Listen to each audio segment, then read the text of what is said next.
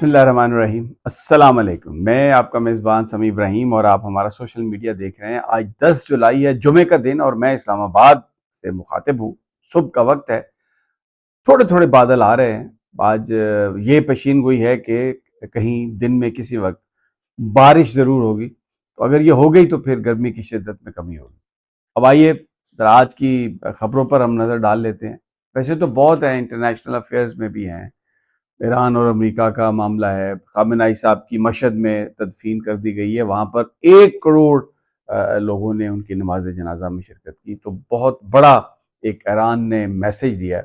اور American nervous ہیں، اسرائیلی بھی نروس ہیں، بار بار حملے کی بات کر رہے ہیں، حملے کر بھی رہے ہیں کہ کسی طریقے سے یہ ایران کو دبا دیں، لیکن اب وہ پوری قوم جس طرح سے اٹھی ہے وہ ان سے دبنے والا نہیں ہے۔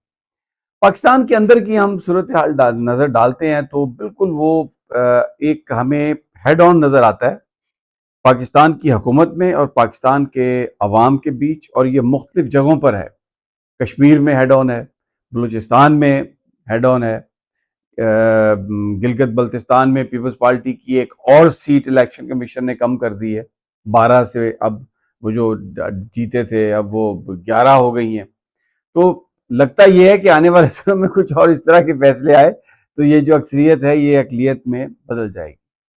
لیکن جو تحریک انصاف ہے وہ بھی اب انہوں نے بھی جو ہے اپنی حکمت عملی میں تبدیلی کی ہے، اور اڈیالہ کا جو جہاں پر ورکر آتے تھے وہاں پر علیمہ خان صاحبہ نے کہا کہ یہاں پر مت آئیے، لیکن انہوں نے یہ نہیں کہا کہ ہم نے کوئی احتجاج کو ختم کر دیا ہے۔ یہ آپ علیمہ خان صاحب کی خان صاحبہ کی اگر آپ بات سنیں تو آپ کو اندازہ ہوگا کہ وہ کہہ کیا رہی ہیں۔ یہ ختم نہیں ہوا ہے، اڈیالہ کا اگلا فیز آ گیا ہے۔ اڈیالہ میں باری باری آ کے لوگوں کا خوف کم ہو گیا ہے، لوگ جیلوں میں گئے ہیں، واپس آ کے پھر ادھر ہی کھڑے ہوتے ہیں، لیکن تھک یہ لوگ جائیں گے جو ظلم کر رہے ہیں۔ اڈیالہ میں ہماری بہنیں بیٹھیں گی، ہم بیٹھیں گے، اس لیے ہم نے کہا ہے کہ اب سارے ماشاءاللہ خوف کی بت توڑ چکے ہو آپ لوگ، اب ماشاءاللہ مضبوط ہیں۔ بالکل بڑی کلیئر ہے ان کی بات کہ جو فیئر تھا، جو ایک خوف تھا، اس کا بت ٹوٹ گیا، لوگ نکلنا شروع ہو گئے ہیں۔ اب اپنی اپنی گلیوں میں، محلوں میں، گھروں میں، شہروں میں وہ ایک اسٹریٹ موومنٹ کا فیصلہ کریں، اس کی تیاری کریں اور باہر نکلیں۔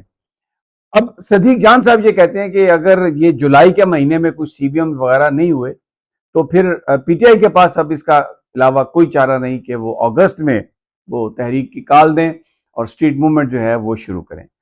2 ملاقاتیں ہوئی ہیں پچھلے 2 ہفتوں میں بشرا بی بی صاحبہ سے، ان کی فیملی کی، بہت ٹائٹ لپٹ ہیں، بالکل وہ جو ایک ایس او پی انہوں نے طے کیا ہے وہ اس کی وائلیشن نہیں کر رہے ہیں، بالکل صحیح کر رہے ہیں، لیکن جب جو گفتگو تو نہیں ہوتی لیکن جب سوال ہوتے ہیں تو جس طریقے سے بات ہوتی ہے، ایسا بالکل مجھے یہ لگتا ہے کہ بہت برے حالات ہیں بشرا بی بی صاحبہ کے، اور ان کو بڑی سخت اذیت دی جا رہی ہے، دی گئی تھی، دی جا رہی ہے، اور اس اذیت کو رکنے کا اس میں ہمیں کچھ نظر نہیں آتا، اور اسی لیے وہ ایک مریم نامی خاتون کے خلاف درخواست بھی دائر کی گئی عدالت میں کہ ان کے ساتھ زیادتی ہو رہی ہے، تو پوچھا جائے سپرنٹینڈنٹ جیل سے۔ سولٹری کنفائنمنٹ کے بارے میں بتا چکا ہوں، جو فیصلہ ہوا جج صاحب نے کہا 6 اگست کو سپرنٹینڈنٹ جیل سے رپورٹ مانگی ہے۔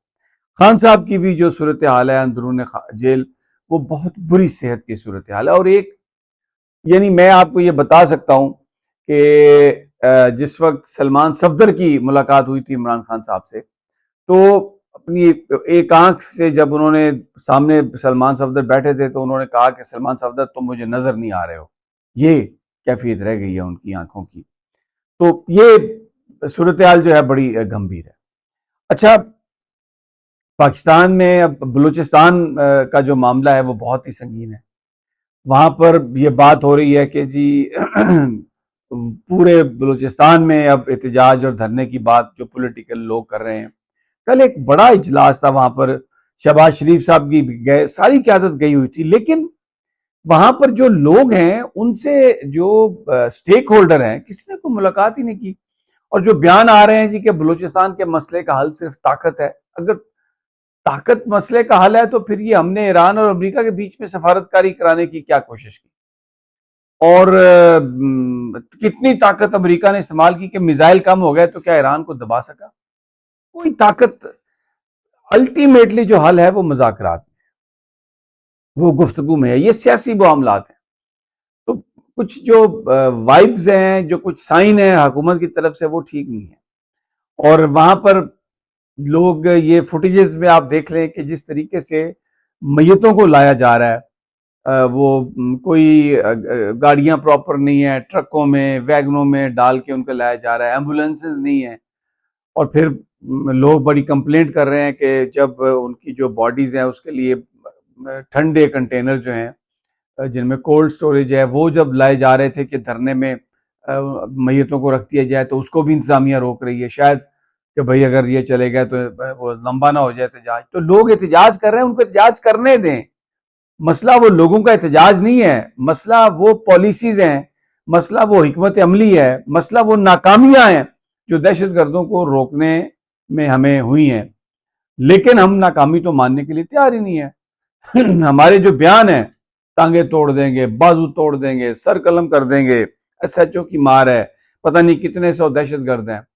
انہوں نے چاغی میں جو فوٹیجز آ رہی ہیں، فوٹیجز جو آ رہی ہیں چاغی میں، اب ان کا قبضہ ہے اس وقت، اور جو فوٹیجز آ رہی ہیں گلیوں میں، سڑکوں سے، مختلف جو شہروں سے، وہاں پر بڑی ہیوی جو گاڑیاں ہیں، جن میں کہیں ایک دو گاڑیوں میں تو ٹینک بھی نظر آ رہے ہیں۔ اچھا، میں محتاط اس لیے ہوں کہ کیونکہ یہ سوشل میڈیا ہے، فیک بھی بہت ساری ویڈیوز بنتی ہیں، تو میں اس حوالے سے کچھ نہیں کہنا چاہ رہا، لیکن یہ جو کل یہاں پر اجلاس تھا بلوچستان کے لیڈران کا، اس میں انہوں نے یہ کہا کہ حالات خراب ہیں، وہاں پر کشمیر کے حالات کا بھی تذکرہ ہوا۔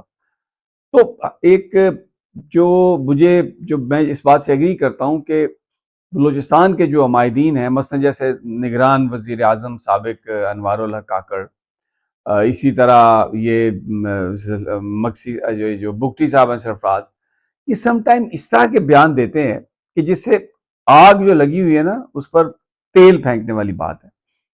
پالیٹکس، ڈیموکریسی میں لوگوں کو ساتھ لے کے چلتے ہیں، لیکن کیونکہ یہ وہ لوگ ہیں جن کی کوئی مطلب، بہت سارے ایسے ہیں جن کی اپنی کوئی کنسٹیچوئنسی نہیں ہے۔ بگٹی صاحب تو خیر پھر بھی ایک قبیلے کو ریپرزینٹ کرتے ہیں، بڑے کو۔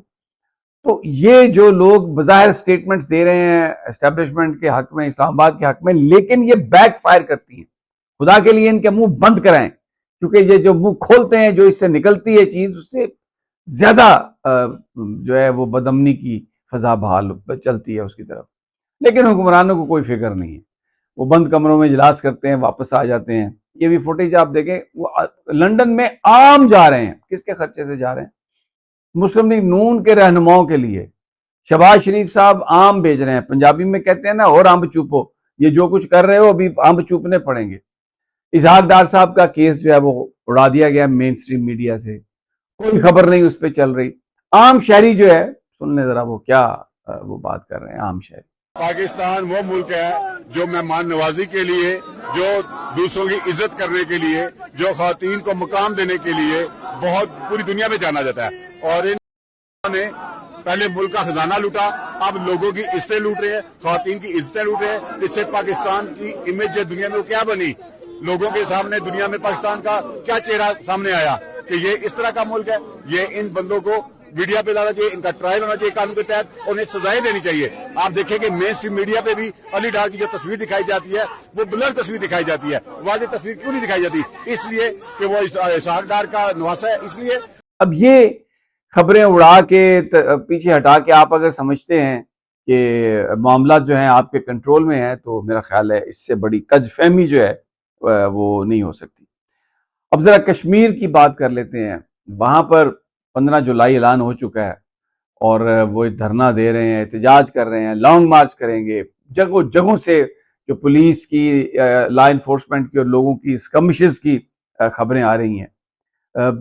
میں تصویریں نہیں دکھاتا، سوشل میڈیا پر چل رہی ہیں کہ جن نوجوانوں کو یہ گولیوں کا نشانہ بنے ہیں کشمیری جو مظاہرین تھے، کیا ضرورت ہے اپنے لوگوں کو مارنے کی؟